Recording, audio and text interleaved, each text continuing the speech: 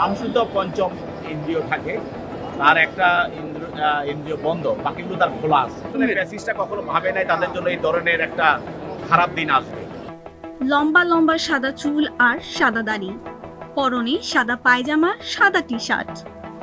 কাঠগড়ায় সাবেক সংসদ সদস্য হাজী সেলিমকে অনেকটা দরবেশের মতো দেখাচ্ছিল বলে মন্তব্য করেন ঢাকার মহানগর দায়রা জজ আদালতের প্রধান পাবলিক প্রসিকিউটর। 5 মে সকাল 9টা 58 হাজতখানা থেকে হাজী সেলিমকে বের করা হয়।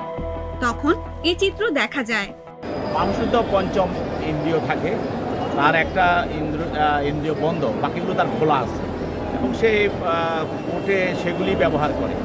সে বিভিন্ন ধরনের চিৎকার করে, বিভিন্ন ধরনের অভিব্যক্তি প্রকাশ করে, প্রতিদিন সেটা করে আসছে।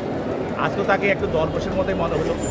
তার বিশাল দাড়ি, বিশাল চুল, সাদা দপদপে, তাকে দরবেশের মধ্যে মনে হলো আজকে।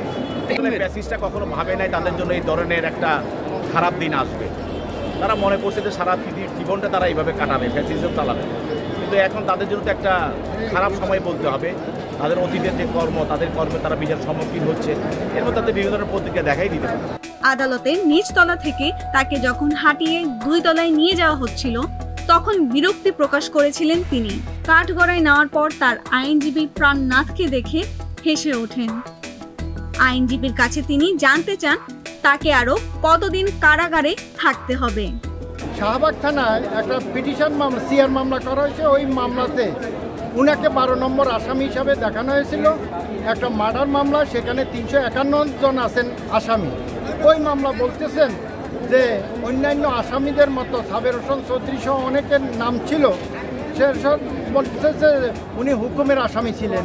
এতদিন ডিভিশন ছিলেন না, ডিভিশন কয়েকদিন আগে পেয়েছেন। এই কারণে ডিভিশনে ওখানে থাকার কারণে উনি খাওয়াটা এবং একটু পত্রপত্রিকা দেখতে পাচ্ছেন, এই কারণে উনি আগের থেকে একটু মানসিকভাবে একটু শান্তিতে আছেন। সকাল 10টা 41 বিচারক এজলাসে আসেন। তখন শাহবাগ থানায় দায়ের করা মনির হত্যা মামলায় হাজী সেলিমকে গ্রেফতার দেখানোর আবেদন করা হয়। আদালত আবেদন মঞ্জুর করে তাকে কারাগারে পাঠানোর আদেশ দেন।